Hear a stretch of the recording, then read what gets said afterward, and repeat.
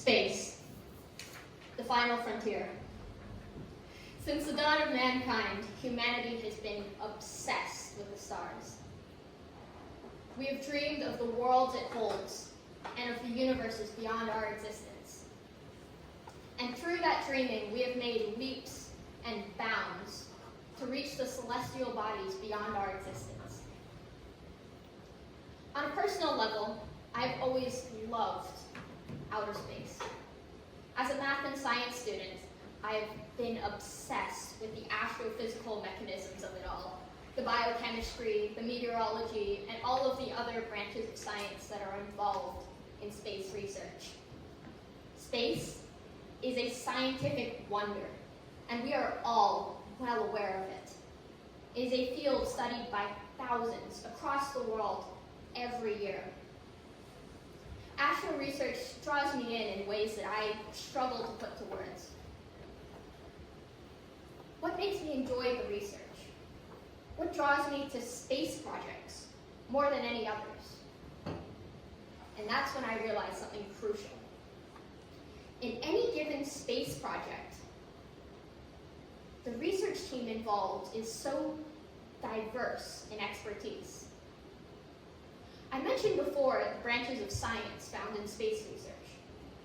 In exploring other worlds, we often examine it through the same lens that we use to examine Earth with, as Earth is our only point of reference. So every science that we use to evaluate Earth with comes into play. Chemistry, geology, meteorology, physics, biology. In any given project, it is more than likely that multiple natural sciences will be involved. I'll give you an example. A few months ago, I started doing some volunteer work for a project called cloud spotting on Mars. And the work was to sort through these images that are taken from the Mars Climate Sounder and to determine the different types of clouds found in the image. A meteorological-based project. Except the Martian atmosphere is not that of Earth. Where the Terran atmosphere is comprised primarily of nitrogen, the Martian atmosphere is comprised primarily of carbon dioxide. This means that we cannot evaluate the data without compensating for this. That's where the chemists come in. They can give their expertise through their lens with a different focus, which will create a better evaluation because they will catch things that the meteorologists may not. And that's not to mention, clouds regulate the climate of a planet and offer clues as to whether or not there may be liquid water present. Liquid water suggests life. That's where the biologists come in. So one project, and already 3 natural sciences are involved. Space is the ultimate epitome of interdisciplinary research. Now, why does that matter? Well, it's all a matter of perspective. In any given space project where we are putting a spacecraft up into orbit, 1,000 specialists will be involved in data collection alone, and hundreds of engineers from all across the world will work on building the perfect spacecraft for that purpose. Thousands of eyes and minds will touch each and every project. Thousands of perspectives considered. Now, if every one of those perspectives was identical, it would be about as good as one sole perspective.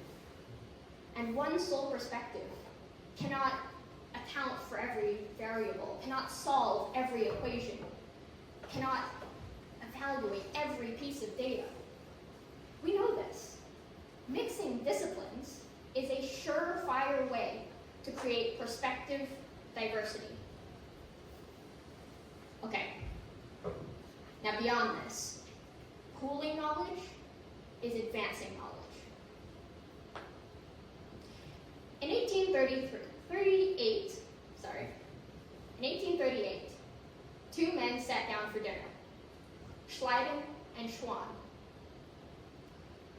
Both were accomplished scientists in their respective fields, botany and zoology. However, on this occasion, they were just two men sitting down for dinner. And as friends do, they began talking about their research. And one of them started talking about how under his microscope he had been seeing little compartments in his plant matter. And the other one listened to this description and thought, well, I've been seeing little compartments in my animal matter. And together, they formed a crucial tenet of cell theory. All living organisms are comprised of cells. And this all came about because two scientists sat down together, each of a different education. If both had been botanists or both had been zoologists, they would not have had the separate knowledge to pool. Mixing disciplines, fields, perspectives is the thing that creates real, lasting, tangible change. Okay. Ooh, technical error. Okay. Now this all came about because two scientists sat down together and one scientist dragged his friend out of the restaurant and into his lab because he just had to show him his research. It was outside office hours, they didn't need to be there, but they were. And that's because there was nothing more important to these two men than feeding their curiosity. More than office hours, more than finishing dinner, their curiosity prevailed. Now space, I believe more than any other form of natural science, invokes a sense of wonder and curiosity. The way in which we see space, especially as children, is as a vast, seemingly never-ending unknown. In fact, the human mind cannot comprehend the vastness of space. Even when we try to quantify its size using numbers, we still can't wrap our minds around it. I believe this is what allows for the sheer wonder that it is almost impossible not to feel when confronted by the beauty of the universe around us. How many of you have been out at night and been able to look up at the stars? Let's see a show of hands. Wow, quite a few of you. When I was about 11 or so, I went on a school trip.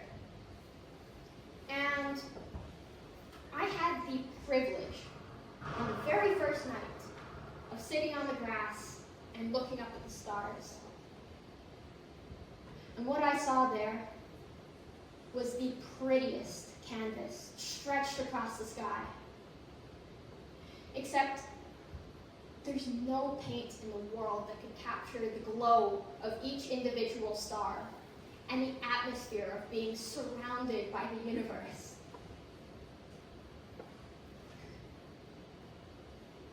It is curiosity and a pure drive for the furthering of knowledge that is a key pillar of astro research and is deeply necessary in all walks of life. Our wonder and curiosity is what made us get to space exploration. We put a man in space because of wonder. We put satellites around Saturn because of curiosity. As we speak, there are 4 astronauts on the way to the moon. And it makes you wonder, what else could we do? We tapped into the wonder and curiosity that exists inside each and every one of us, that sometimes gets suppressed by the nature of society. So, in summary, number 1, we need diverse perspectives. One person does not need to have the entire solution, nor will he.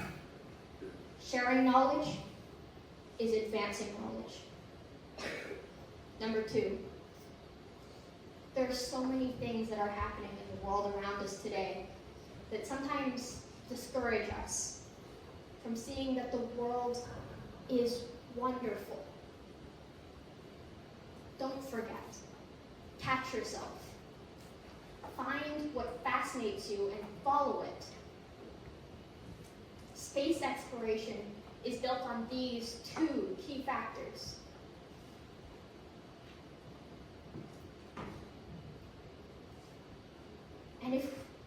And as we look upon the horizon of the future, we realize that we need to be approaching more obstacles with this mindset. And then we will see more and better results than conflict and argument. And I hope that all of you can find that curiosity and find it inside yourself. Thank you for listening to my TED Talk.